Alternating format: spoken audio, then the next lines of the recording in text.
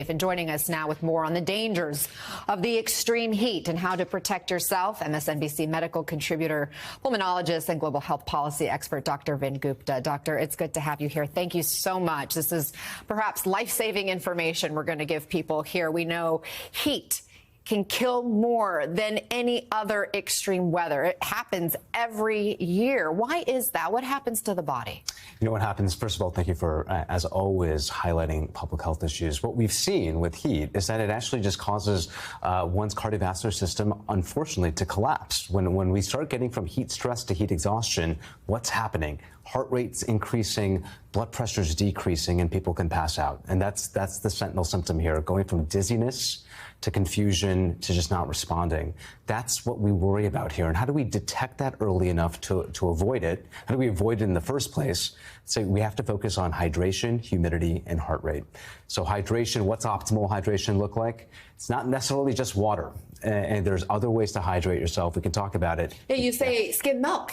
Absolutely, skim milk. We don't talk enough about this. Skim milk is actually not just great protein. It actually stays of the 8 ounces of skim milk that you might drink, most of that stays in the blood vessels. First, because it's chock full of other electrolytes, other proteins that help it stay in the blood vessels versus, say, water. A lot of that water doesn't actually stay in the blood vessels. And so it's much more hydrating. And you have to focus on humidity. It's humid today here in New York City and much of the Northeast. Humidity means, in addition to heat, that you can't necessarily sweat off your body's core temperature if it's increasing at an increased clip. You need to be able to sweat. But if it's high humidity, you won't necessarily be able to sweat off that heat inside your internal body temperature.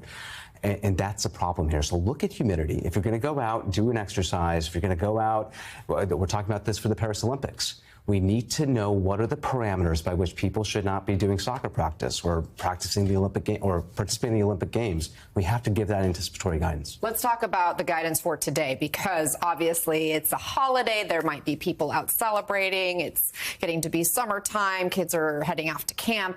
Not everybody has air conditioning. If you're one of those families having to head outdoors or having to deal without AC, sure. What are the top things we should be thinking about and monitoring?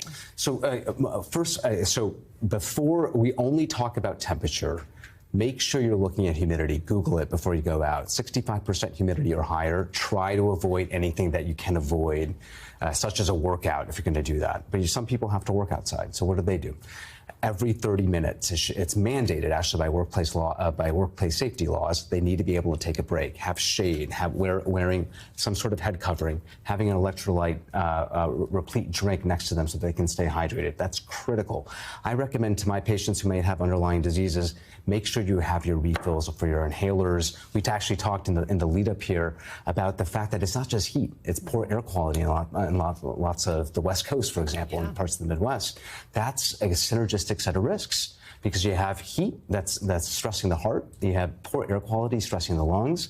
That 1-2 punch is very detrimental to the human body. So make sure that you have chronic medications, you're staying up on your refills. And when it comes to managing heat, what do you do, especially if you don't have AC? I recommend having a water spray bottle. Something, if you're going to take the subway, for example, actually misting yourself with water helps cool down your internal body temperature by a few degrees, which is critical. Why does that matter, Anna? What we know is for every 10 degrees increase in external temperature, your internal body temperature increases by 1. What does that do to your resting heart rate? She shoots it up by about 20%. So lastly, what I'll say is arm yourself with knowledge. A lot of us have wearable devices, not everybody, but 1 in 2 adult Americans have some sort of tracker on their wrist.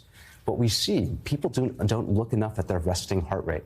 But that can tell you a lot about what's happening with your hydration level. So interesting. Yeah. So the higher the heart rate, the more you need to hydrate. Hydrate, or it could be an early sign of heat stress. Your heart is actually responding to your internal body temperature increasing. And it usually does so. It increases by about 10 to 15% here. So if your resting heart rate, say 70, and you're noticing it's 85 to 90 in the setting of a hot, humid day, that might be the earliest sign of heat stress. All very good information and things to keep in mind and to continue to check. Thank you so much, Dr. Vin Gupta, for all of that.